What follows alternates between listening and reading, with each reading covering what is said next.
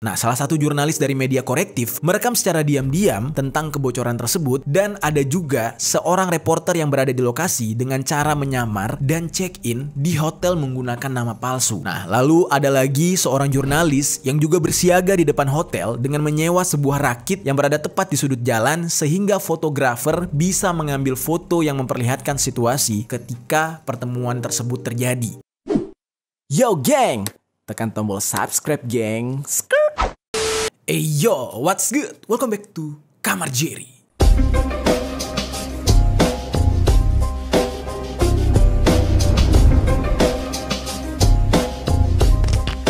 Geng, hari ini kita bakal ngebahas lagi sebuah permasalahan yang terjadi di negara Eropa. Nah, kali ini kita bakal ngebahas negara Jerman, negara yang dibangga-banggakan oleh Bunda Ragil ya, teman-teman ya. Banyak sekali harapan untuk orang-orang Indonesia atau orang-orang Asia atau bahkan orang-orang di dunia ini dari negara manapun untuk datang ke Jerman dan mereka bisa melaksanakan ya kegiatan mereka sebagai golongan lagi bete di sana ya, karena memang sebebas itu. Tetapi hari ini kita bukan membahas persoalan tersebut, tidak membahas tentang Bunda Ragil, tapi lebih tepatnya kita bakal ngebahas negara Jerman yang selama ini terbuka untuk imigran akan segera memberlakukan pengusiran atau ya mendeportasi, memulangkan para imigran-imigran tersebut ke negara masing-masing dan akan mengurangi jumlah imigran yang masuk ke negara mereka. Nah, bagaimana sebenarnya fakta tentang fenomena yang satu ini? Langsung aja kita bahas secara lengkap di sisi lain.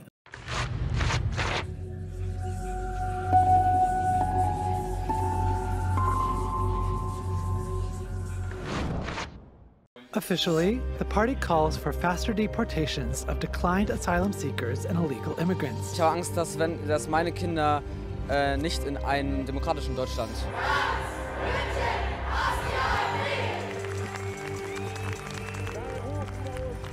Sebelumnya mohon maaf banget buat teman-teman yang mungkin sekarang sedang menempuh pendidikan di Jerman atau justru kalian sekarang sudah pindah ke Jerman. Kalau ada informasi-informasi yang salah, boleh dikoreksi di kolom komentar, oke? Nah, jadi sebelumnya kita bakal bahas dulu nih geng tentang bagaimana sih kondisi Jerman dan bagaimana keterbukaan Jerman terhadap para imigran yang datang ke negara mereka.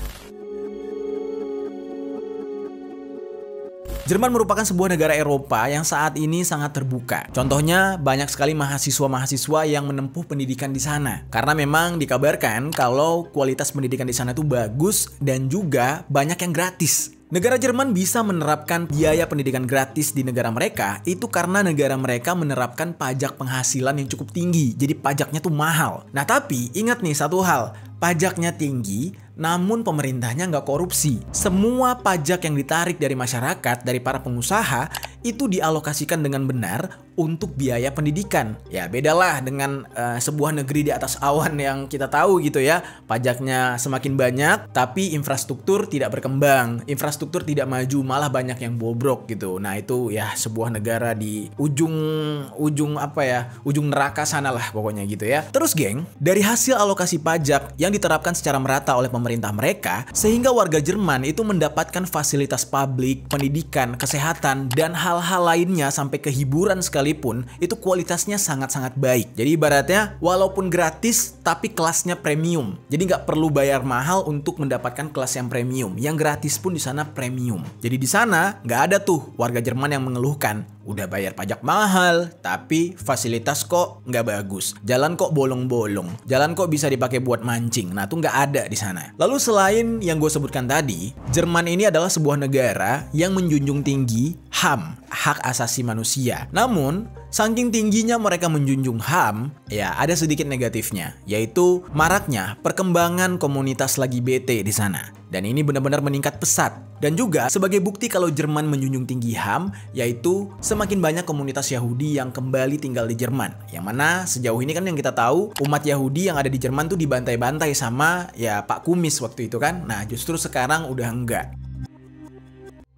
Lalu jadinya nih geng, karena faktor fasilitas negara mereka yang sangat bagus, HAM yang mereka junjung tinggi, hal itulah yang membuat banyak orang itu ingin berbondong-bondong pindah ke Jerman. Ya memang sih dari beberapa pengakuan teman-teman gua, itu mereka lebih memilih tinggal di Jerman, terutama yang cewek-cewek. Alasannya adalah bisa dapetin cowok ganteng di sana. Terus cowok-cowok juga gitu, bisa dapetin cewek-cewek bule cakep di Jerman. Dan kualitas hidupnya lebih terjamin. Nah lalu geng, Jerman juga sangat terbuka untuk menampung banyak imigran. Gak cuma imigran yang mau menempuh pendidikan, yang mencari penghidupan yang layak, mereka juga menampung para imigran-imigran korban konflik yang mencari suaka alias mencari negara selanjutnya untuk melanjutkan hidup mereka. Jerman sangat terbuka. Nah ini harusnya Rohingya pindah ke sana nih, supaya nggak merepotkan kita gitu ya. Karena di negara kita, ya gitulah pokoknya ya, mending ke Jerman aja Rohingya. Nah lalu geng, saking banyaknya jumlah imigran yang sudah masuk ke Jerman, sekarang pemerintah Jerman itu malah kewalahan. Pemerintah Jerman sekarang kelabakan, dituntut oleh warga-warganya untuk mengatur permasalahan imigran ini. Dan hal ini disambut baik oleh para oligarki-oligarki mereka. Para konglomerat-konglomerat kaya dari Jerman. Mereka sepakat untuk menyusun sebuah rencana pengusiran dan pembatasan bagi para imigran-imigran. Nah, kebijakan ini dicetuskan oleh partai ekstremis sayap kanan Jerman, yang mana mereka sudah mengadakan sebuah rapat untuk membicarakan hal tersebut. Dan sedikit informasi yang harus kalian tahu nih, geng. Para imigran yang pindah ke Jerman itu kan rata-rata jadi homeless. Kalau bahasa kasarnya di dalam bahasa Indonesia disebut dengan gembel. Gembel-gembel yang ada di Jerman itu dapat bantuan sosial berupa biaya untuk kehidupan mereka sehari-hari. Nah, mereka tuh punya duit dari pemerintah Jerman. Mereka punya jajan setiap harinya untuk menyambung hidup. Dan hal ini ternyata membuat para imigran-imigran yang statusnya jadi homeless itu kayak manja dengan hal itu. Sementara di sisi lain, banyak warga Jerman yang merasa dirugikan karena bantuan sosial dari pemerintah tersebut untuk para imigran yang menjadi homeless itu adalah hasil dari pajak rakyat Jerman. Bayangin tuh. Nah, makanya wacana ini akhirnya dibuat. Oke, sebelum kita bahas panjang lebar nih mengenai kebijakan imigran yang akan segera diterapkan di Jerman, kita bahas dulu tentang partai yang mengusulkan kebijakan ini, yaitu Partai Alternatif für Deutschland. Tolong koreksi gua kalau gua salah dalam pengucapannya. Oke, Partai Alternatif für Deutschland ini disingkat dengan AfD. Kita baca dalam huruf bahasa Indonesia aja ya. Jadi Partai AfD ini adalah Partai Alternatif untuk Jerman, didirikan pada bulan Mei tahun 2013 oleh kelompok elit mereka atau orang-orang kaya mereka, yaitu Bernd Lutke sebagai profesor ekonomi makro, lalu ada lagi Alexander Gaulen sebagai sekretaris Partai Christian Democratic Union atau CDU, lalu Konrad Adam sebagai seorang penerbit, mantan karyawan media cetak Fest, serta politisi juga. Dan yang terakhir, Frauke Petry sebagai doktor dalam bidang ilmu kimia. Nah, orang-orang inilah yang tergabung di dalam kelompok elit tersebut.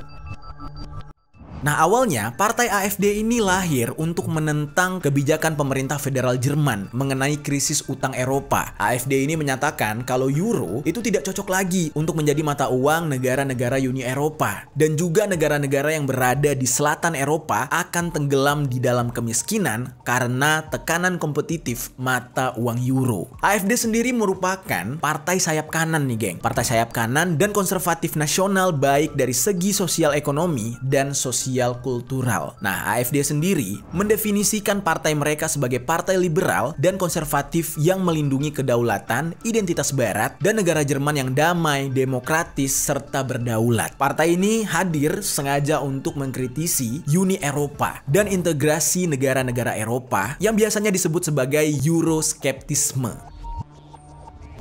Nah, lalu singkat ceritanya, pada tanggal 22 September tahun 2013, AfD ini memenangkan 4,7% suara di Jerman. Partai tersebut memenangkan sekitar 2 juta daftar suara partai dan 810.000 suara konstituen yang 1,9% dari total suara di Jerman. Pada pemilu negara bagian Hessen yang dilangsungkan di hari yang sama dengan pemilu federal, AfD ini gagal untuk mendapatkan perwakilan di parlemen dengan 4,0% suara. Nah, lalu pada pemilu parlemen Eropa yang diadakan pada tanggal 25 Mei tahun 2014, AfD itu berada di peringkat kelima di Jerman dengan 7,1% dari total suara nasional, yaitu 2.065.162 suara. Nah, sehingga akhirnya mereka bisa mengirimkan 7 anggota parlemen Uni Eropa. Partai ini sebenarnya sangat kontroversial, geng. Salah satu hal yang mereka lakukan adalah mereka ini sangat anti terhadap agama Islam. Nah, contohnya aja, pada kongres partai yang diselenggarakan di tanggal 30 April sampai dengan 1 Mei tahun 2016, AfD membuat sebuah kebijakan yang berdasarkan pemahaman anti-Islam, yaitu seperti melarang simbol-simbol yang berhubungan dengan Islam, seperti misalnya burqa atau cadar, lalu menara-menara yang berhubungan seperti masjid, dan juga mereka melarang azan berkumandang. Mereka dengan tegas mengatakan kalau Islam bukan bagian dari Jerman. Nah, namun di saat itu tidak berhenti dengan membenci Islam, mereka juga menyuarakan kalau mereka anti terhadap Yahudi. Jadi bisa dikatakan partai ini merupakan partai neo-nazisme atau paham Nazi yang baru karena mereka sangat rasis dengan agama serta etnis tertentu. Kalau udah bahas etnis tertentu, mereka nggak cuma benci orang-orang Arab yang backgroundnya Islam atau orang-orang bangsa Yahudi yang backgroundnya ya orang-orang Yahudi gitu ya, tetapi mereka juga membenci seperti orang Asia, terus juga keturunan-keturunan lain yang menurut mereka tuh kerdil dan tidak sesuai dengan Jerman. Lalu AfD juga menggambarkan kalau identitas nasional Jerman sendiri sedang berada di dalam ancaman karena keberadaan imigran-imigran asing, dan juga mereka sangat membenci para pengungsi-pengungsi yang ada di Jerman. Mereka nggak suka tuh orang-orang yang mencari suaka, orang-orang korban konflik yang masuk ke Jerman, itu mereka nggak suka sama sekali. Tapi entah kenapa nih, geng ya, walaupun mereka mengusung nilai-nilai atau pemahaman-pemahaman yang mirip seperti eranya Nazi, tapi banyak orang Jerman, orang yang real Jerman nih, bule-bule Jerman tuh mendukung partai ini. Yang seolah-olah orang-orang Jerman ini semacam mempunyai paham ingin mengembalikan identitas Jerman di era kekuasaan Pak Kumis dulu. Nah, dan hal ini terbukti dari partai AfD ini yang berhasil mendapatkan kursi di parlemen Jerman dan Eropa. Yang mana itu artinya berarti mereka banyak yang support, banyak suara untuk mereka, banyak pemilih untuk mereka. Nah, ini mulai terlihat serem untuk orang-orang yang ada di Jerman, terutama imigran-imigrannya. Nah, gue mencoba mencari tahu nih, geng, tentang apakah sebenarnya orang Jerman ini masih ada yang memiliki pemahaman seperti Nazi dulu. Dan gue menemukan sebuah artikel berita nih dari DW atau DW yang membahas mengenai pengalaman seorang laki-laki asal Irak yang bernama Haider Al-Maliki yang belajar mengenai sejarah Jerman, khususnya ketika Nazi dan Pak Kumis berkuasa. Mungkin pada awalnya nih, kita sebagai orang yang bukan berasal dari Jerman berpikir kalau orang Jerman saat ini kemungkinan merasa bangga dengan sejarah mereka mengenai Pak Kumis dan juga Nazi. Nah, tetapi berdasarkan apa yang ditemukan oleh Haider Al-Maliki dengan mewawancarai beberapa orang Jerman, justru mereka tidak merasa bangga dengan apa yang dilakukan oleh Nazi di saat itu. Karena pada masa itu mereka berpikir perbuatan yang dilakukan oleh Pak Kumis dengan partai Nazinya itu adalah sebuah perbuatan yang terkutuk karena menghilangkan banyak nyawa, bahkan jutaan nyawa. Dan ditambah dengan adanya sentimen rasisme, jika kita membahas tentang si Pak Kumis dan Nazi ini, sudah pasti mereka ini dianggap sebagai orang yang anti Yahudi. Terus juga mereka ini menganggap kalau bangsa Jerman itu adalah bangsa yang terpilih, bangsa yang kuat, berbeda dengan manusia-manusia lain. Dan bahkan di dalam sejarahnya mereka sendiri mengatur jenis kelahiran dari bayi-bayi orang Jerman di zaman itu. Yang mana anak-anak yang cacat atau anak-anak yang pertumbuhannya kurang bagus, ya maaf kata nih kalau kayak cebol gitu orangnya, itu bakal dieksekusi karena dianggap memalukan oleh Nazi. Karena di zaman itu mereka cuma pengen bibit-bibit terbaik yang lahir di Jerman. Nah, tapi hasil dari riset Haider Al-Maliki tadi kayaknya nggak terbukti ya, geng. Ya kita bisa lihat sendiri dari hasil pemilihan yang ada di Jerman. Partai AfD justru memiliki banyak suara. Mereka menggapai banyak suara meskipun mereka ini mempunyai paham seperti Nazi. Nah, berarti masih banyak orang Jerman yang mensupport paham-paham seperti itu. Yang mana seperti yang kita tahu, Pak Kumis dengan Nazinya selalu mempropagandakan kalau bangsa Arya adalah bangsa terbaik dan orang Jerman lah yang merupakan bangsa Arya tersebut. Dan pemahaman itu membuat orang Jerman merasa bangga dan superior, serta mereka merasa angkuh terhadap manusia-manusia lain termasuk sesama bangsa Eropa di zaman itu. Jadilah ketika AfD atau partai AfD ini muncul, bisa dikatakan mereka ini adalah salah satu partai di Jerman yang memiliki tingkat nasionalisme tinggi, tetapi nasionalisme yang ekstrim, sehingga mereka melahirkan sebuah paham fasisme, yaitu sebuah paham yang mengedepankan bangsa sendiri, tetapi justru memandang rendah bangsa-bangsa lain. Nah, lalu kemudian kemunculan AfD ini ternyata tidak sedikit mengundang kontroversi, yang mana ternyata banyak pihak juga yang tidak menyukai keberadaan AfD ini, seperti salah satunya CDU dan Sozialdemokratische Partei Deutschland atau disingkat SPD, yang merupakan partai sayap kiri yang ada di Jerman. Dan masyarakat Jerman sebenarnya ya sudah banyak juga yang menentang AfD ini. Pernah di tahun 2017 nih geng, ada lebih dari 50.000 orang yang ikut aksi untuk menentang AfD ini. Dan partai-partai besar lainnya yang ada di Jerman sebenarnya tidak mau berkoalisi dengan AfD ini karena mereka mempunyai ideologi seperti Nazi. Meskipun sangat kontroversial dan di Jerman banyak penentangnya, tapi di luar negeri partai ini justru dipuji-puji, seperti misalkan di Inggris. Kenapa bisa begitu? Karena ini ada hubungannya dengan gerakan Brexit. Kemarin kita udah sempat bahas sekilas tuh yang tentang Texit gitu ya. Nah, kalau Texit itu kan Texas Exit. Kalau Brexit ini adalah British Exit. Yang mana ini sebuah gerakan yang menginginkan Inggris keluar dari Uni Eropa. Nah, jadinya karena mereka sama-sama memiliki sikap skeptis terhadap Uni Eropa, kelompok pendukung Brexit sangat mendukung partai AfD ini, geng. Sampai-sampai ada seorang politisi yang bernama Douglas Carswell yang berasal dari partai anti-Eropa yang ada di Inggris, yaitu UK Independence Party. Dia mengatakan, seandainya aja kalau dia adalah orang Jerman atau warga Jerman, dia pasti akan memilih AfD di pemilu. Karena menurut dia, AfD ini mengembalikan kekuatan bangsa Jerman yang seharusnya ya mereka itu bangsa terpilih dan mereka itu tidak boleh mempersilahkan imigran-imigran masuk ke Jerman dan mencari makan di Jerman. Jadi kurang lebih nih geng, begitulah pergerakan dari partai AfD ini. Dan AfD ini sekarang mulai menguat di Jerman. Nah, sekarang kita masuk ke dalam pembahasan rencana partai AfD menyusun kebijakan pengusiran imigran. Jadi nanti para imigran-imigran termasuk orang Indonesia yang ada di Jerman bisa saja diusir.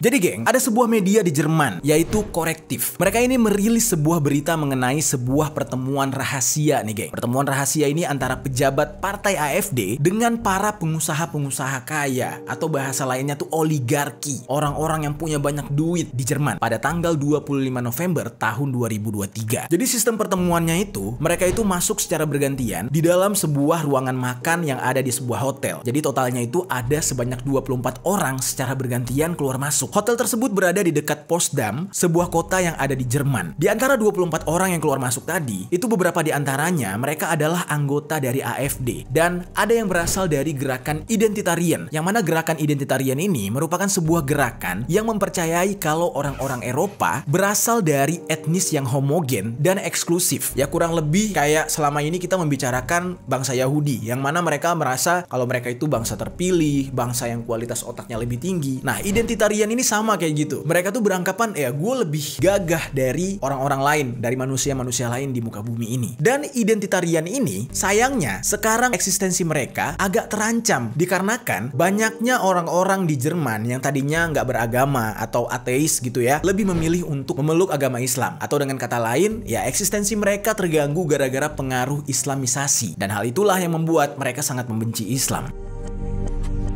Lalu selain itu nih geng, dari 24 orang tadi, ada juga yang merupakan anggota organisasi mahasiswa. Lalu kalangan-kalangan borjuis atau orang-orang kaya, lalu ada lagi kalangan menengah, pengacara, politisi, pengusaha, dokter, dan 2 anggota yang berasal dari partai CDU. Lalu ada lagi anggota dari Werte Union atau dalam bahasa Inggrisnya disebut dengan The Values Union, yang merupakan asosiasi konservatif dalam CDU dan juga Christian Social Union atau CSU di Bavaria. Nah, pertemuan ini mereka adakan secara rahasia dan bahkan nih, saking rahasianya ya, di dalam pertemuan itu mereka nggak ngobrol, tetapi mereka berkomunikasi. Ini satu sama lain nih antara dekat-dekat. Mereka pakai surat, mereka nulis, dikasih, dijawab lagi. Saking rahasianya. Di dalam artikel berita dijelaskan kalau tujuan pertemuan antara partai ADF dengan orang-orang kaya Jerman ini adalah untuk membahas pengusiran terhadap orang-orang yang non-Jerman yang saat ini berada di Jerman. Terlepas apakah orang-orang tersebut memiliki paspor Jerman atau tidak. Mereka nggak peduli, pokoknya yang non-Jerman, yang bukan bule Jerman, mereka harus diusir. Nah lalu pasti timbul pertanyaan nih geng, katanya rahasia, kok bisa sih berita ini bocor dan sekarang kita bahas di konten ini? Nah ternyata memang pertemuan rahasia ini informasinya sudah bocor di kalangan jurnalis. Dan semua ini berawal dari jurnalis media Korektif tadi, yang mana salah satu jurnalis mereka mendapatkan tip dari rombongan tamu undangan yang menghadiri pertemuan tersebut. Salah satu tamu itu bernama Gernot Morik, yang merupakan seorang ekstremis sayap kanan, dan dia memberitahu apa pembahasan di dalam pertemuan tersebut dan siapa saja yang akan datang. Nah jadi dialah yang membocorkan. Dan di dalam surat menyurat ya, yang mereka komunikasi tadi, surat pertama itu bocor. Yang mana surat pertama itu mengindikasikan kalau pertemuan ini mungkin ada hubungannya dengan kondisi sosial di Jerman. Nah, lalu dilanjutkan lagi dengan bocornya surat kedua yang menjelaskan partisipasi dari Martin Sellner yang merupakan pemimpin gerakan identitarian yang tadi kita bahas, dan juga Alexander von Bismarck sebagai pengusaha serta pengacara kaya raya yang ada di Jerman. Nah, salah satu jurnalis dari media korektif merekam secara diam-diam tentang kebocoran tersebut, dan ada juga seorang reporter yang berada di lokasi dengan cara menyamar dan check-in di hotel menggunakan nama palsu. Nah, lalu ada lagi seorang jurnalis yang juga bersiaga di depan hotel dengan menyewa sebuah rakit yang berada tepat di sudut jalan sehingga fotografer bisa mengambil foto yang memperlihatkan situasi ketika pertemuan tersebut terjadi. Di saat itu mereka benar-benar niat banget, geng. Kameramen mereka sampai menggunakan lensa tele. Jadi mereka tuh kayak mata-mata lah, nge-spy gitu, atau kayak paparazzi lah gitu. Dan jarak mereka dari lokasi itu sekitar beberapa meter, yang mana semua kondisi di saat pertemuan tersebut dapat tertangkap oleh kamera. Nah, terlihat di sana, Martin Sellner selaku pemimpin gerakan identitarian itu menjadi pembicara pertama dalam pertemuan tersebut. Dan topik yang dibahas di dalam pertemuan itu mengenai langkah-langkah untuk pandemi COVID-19 dan vaksinasi sampai dengan situasi yang sedang terjadi di Ukraina dan juga Israel. Nah, di dalam pembahasan itu sebenarnya terjadi perdebatan. Semua dibahas, semua diperdebatkan. Tetapi dari semua pembahasan ada satu yang disepakati, yang mana mereka semua yang berideologi kanan ini setuju dengan adanya program remigrasi. Yang mana remigrasi ini berarti semua imigran, semua pendatang atau orang non-Jerman yang ada di Jerman harus kembali ke negaranya. Menurut Sellner di dalam pembicaraan itu, ada 3 kelompok orang yang menjadi target dari remigrasi ini. Yang pertama, para pengungsi-pengungsi atau orang-orang yang mencari suaka agar bisa tinggal di Jerman. Lalu yang kedua, orang-orang asing yang memiliki masa tinggal terbatas. Lalu yang ketiga, warga negara Jerman yang sudah memiliki paspor Jerman, udah fix resmi jadi warga negara Jerman, tetapi dia tidak memiliki darah Jerman sedikit pun. Kita contohin aja kayak misalkan keturunan Tionghoa atau keturunan Cina atau mungkin keturunan Arab, keturunan India yang sudah menjadi warga negara Jerman. Tetapi mereka tidak punya darah Jerman, mereka harus diusir.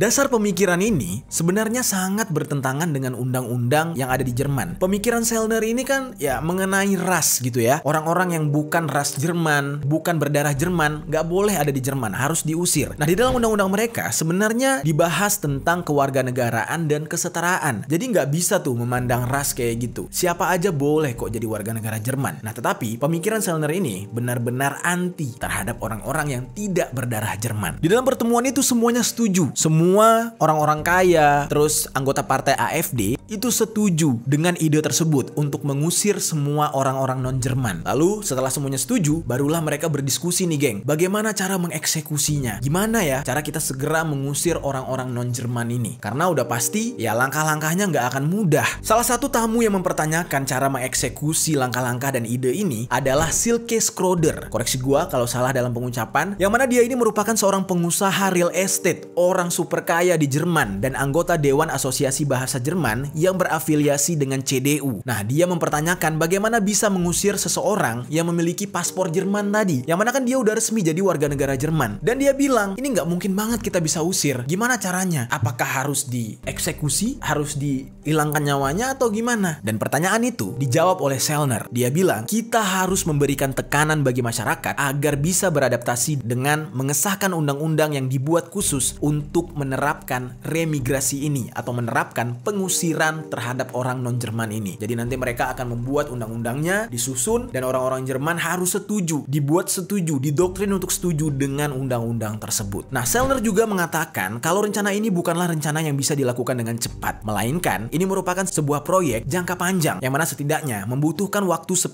tahun dari sekarang. Wah, syukurnya gitu ya, jangka panjang, tapi akan diterapkan nih, geng, 10 tahun dari sekarang. Dan ketika semua anggota di dalam pertemuan itu mendengar jawaban Sellner, anggota AfD tidak ada yang keberatan, atau dengan kata lain mereka tidak menentang dan sangat-sangat setuju dengan rencana ini. Wah, buat teman-teman yang tinggal di Jerman, ya bersiap-siap aja, persiapkan diri. Kita nggak tahu nih ke depannya bakal terjadi apa.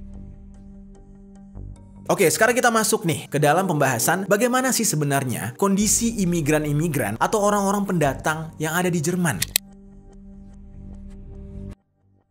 Nah, jadi nih geng, kita bahas nih bagaimana sih kondisi imigran yang ada di Jerman untuk saat ini. Nah, jadi ini berdasarkan data yang gue dapat nih geng ya. Di Jerman itu ada sebanyak 2,9 juta atau 52,7% orang asli Jerman, dan sisanya yaitu sebesar 47,3% itu bukan warga negara Jerman, alias bukan orang Jerman. Kebayang nggak tuh geng? Kita di sini ada yang teriak kadrun, ada yang teriak aseng, kata-kata rasis untuk saudara-saudara kita yang keturunan Tionghoa dan lain-lain. Padahal nih di Indonesia bisa dikatakan ya, walaupun berbeda-beda suku gitu ya, kita tuh masih mirip-mirip lah gitu ya. Orangnya tuh masih mirip-mirip dan jumlahnya juga nggak sesignifikan ini. Ini perbandingannya jauh banget dan ini bener-bener real orang-orang pendatang yang jumlahnya hampir setengahnya warga negara asli. Nah, yang jadi pertanyaannya, kok bisa seperti ini dan dari mana saja asal imigran-imigran yang ada di Jerman ini? Menurut data yang gue dapat nih geng ya, imigran Jerman itu kebanyakan berasal dari Ukraina, yaitu ada sebanyak 703.933 orang yang berasal dari Ukraina. Baru setelah itu disusul oleh Suriah, yaitu jumlahnya 501.806 orang. Lalu disusul oleh Turki sebanyak 198.666 orang. Dan disusul oleh Afghanistan sebanyak 182.672 orang. Dan juga Irak sebesar 114.946 orang. Dan rata-rata imigran-imigran ini kita bisa lihat ya, negara-negara mereka itu ya negara-negara yang berperang sebelumnya dan bahkan sedang berperang untuk saat ini seperti Ukraina. Makanya jumlahnya meledak banget. Lalu yang jadi permasalahannya adalah mereka-mereka ini ditampung di Jerman bukan berarti ya cuma dikasih tempat tinggal, tetapi mereka dikasih makan, mereka dikasih penghidupan. Pokoknya semua dikasih. Dan pemerintah Jerman memberikan tunjangan kepada imigran ini yang merupakan tunjangan untuk warga negara mereka sendiri seharusnya. Dan tunjangan untuk para imigran ini diambil dari penarikan pajak warga Jerman. Kebayang gak tuh geng? Ibaratnya kita kerja keras nih, ya kan? Dapat gaji 10 juta. 2 jutanya harus kita relakan nih. Ya pokoknya angkanya antara 2 juta atau berapa lah gitu ya. Kita anggap aja 2 juta. 2 jutanya harus kita relakan nih untuk kita kasih pajak. Nah lalu uang kita yang 2 juta tadi dipotong lagi 1 juta. 1 jutanya ini untuk diberikan cuma-cuma kepada para imigran tadi. Dan itulah yang terjadi di Jerman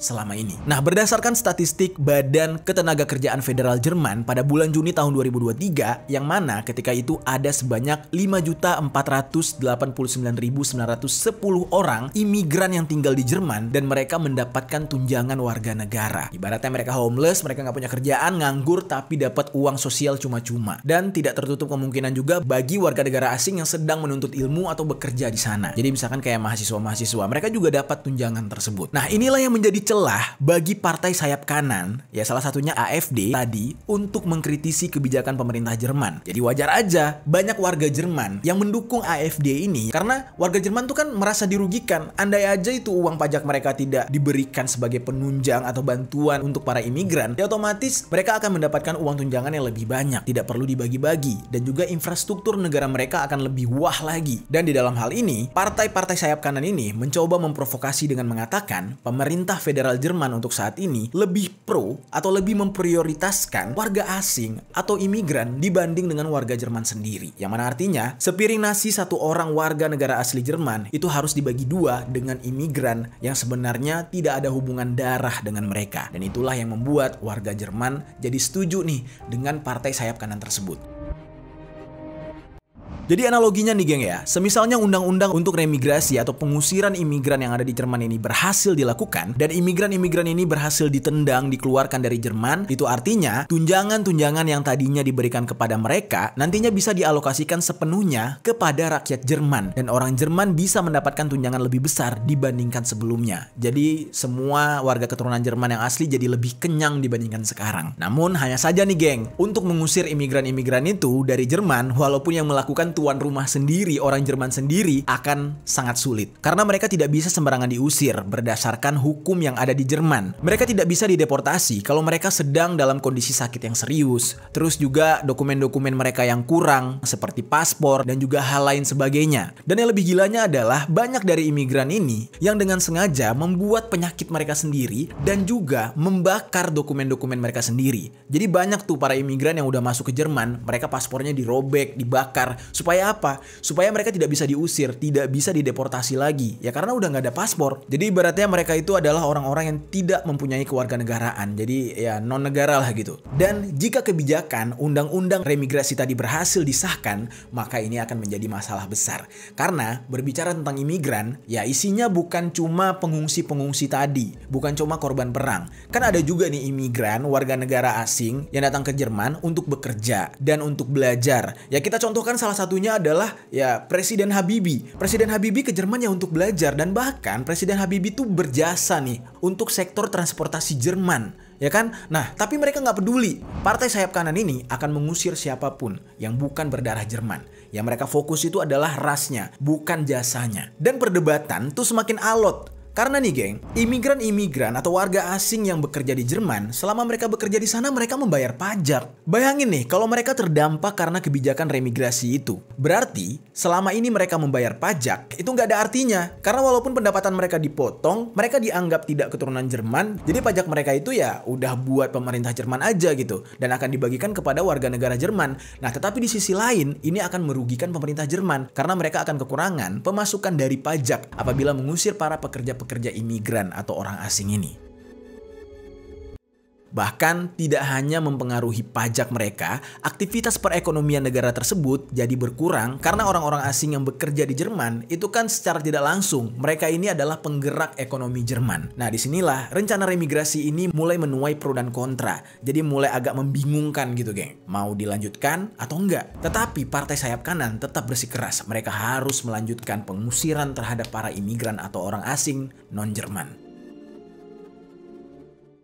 Nah terus geng, permasalahan semakin timbul. Menurut data nih ya, kalau misalkan imigran tersebut diusir, artinya kan hampir setengah manusia yang ada di Jerman yang diusir, ya 47%. Ini semua akan mengkhawatirkan Jerman. Kenapa? Karena angka kelahiran manusia di Jerman itu rendah. Mereka ini salah satu negara Eropa yang memiliki kelahiran rendah, yang hanya 9,4 kelahiran per 1.000 orang menurut data World Bank. Dan hal ini semakin diperparah karena mereka mensupport lagi bete. Ya orang pasangan sesama jenis gimana mau lahirin anak gitu kan? Ya otomatis inilah yang terjadi. Mereka kekurangan keturunan mereka sendiri. Lalu Jerman juga memiliki total fertility rate atau TFR, atau dengan kata lain rata-rata jumlah anak yang dilahirkan oleh seorang wanita selama masa suburnya hanya 1,57 kelahiran saja, sehingga di masa depan Jerman ini sebenarnya berada di dalam ancaman krisis demografi. Jadi dengan kata lain ya, seandainya saja nih angka kelahiran di Jerman itu tinggi, orang-orang lagi bete ini ya bisa bikin anak gitu ya, ya otomatis para imigran yang rencananya mau dipulangkan atau diusir dari Jerman ini bisa digantikan oleh generasi baru. Nah tetapi selama Jerman belum bisa mengatasi permasalahan tersebut, banyak orang yang memperkirakan bahwa Jerman sedang terjun ke dalam jurang mereka sendiri. Dan lagi pula, kebijakan rencana pengusiran imigran di Jerman ini sebenarnya kan tidak didasari oleh pembagian pajak yang tidak adil, tetapi melainkan karena ideologi rasis oleh orang-orang kaya Jerman, oleh partai sayap kanan AfD yang ada di Jerman, yang sebenarnya mereka ini angkuh, sombong, dan ingin melanggar HAM yang selama ini dijunjung tinggi oleh Jerman.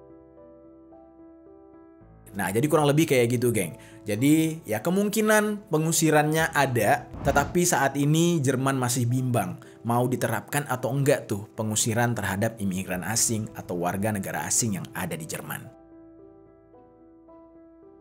Itu dia geng pembahasan kita hari ini mengenai kebijakan remigrasi yang sudah direncanakan oleh partai AfD, yaitu partai sayap kanan yang kontroversial di Jerman, yang mana mereka ini sangat rasis. Ya kita berharap, kita doakan ya, semoga kebijakan ini tidak terrealisasi karena ini ya mengkhawatirkan terhadap saudara-saudara kita orang Indonesia yang ada di Jerman, karena ini bakal menimbulkan pertikaian nantinya antar etnis, antar agama, dan juga ya nggak melulu gitu ya orang Indonesia atau orang luar negeri manapun yang datang ke Jerman itu pengen minta bagian uang sosial cuma-cuma. Ada juga kok yang kerja, yang belajar, dan bahkan ada juga warga negara asing yang mengabdi untuk negara Jerman gitu kan. Ya secara tidak langsung, majunya negara Jerman saat ini bukan hanya karena jasa keturunan darah Jerman asli doang, tapi ada jasa warga negara asing juga. Bagaimana pendapat kalian geng tentang pembahasan kita hari ini? Coba tinggalkan komentar di bawah.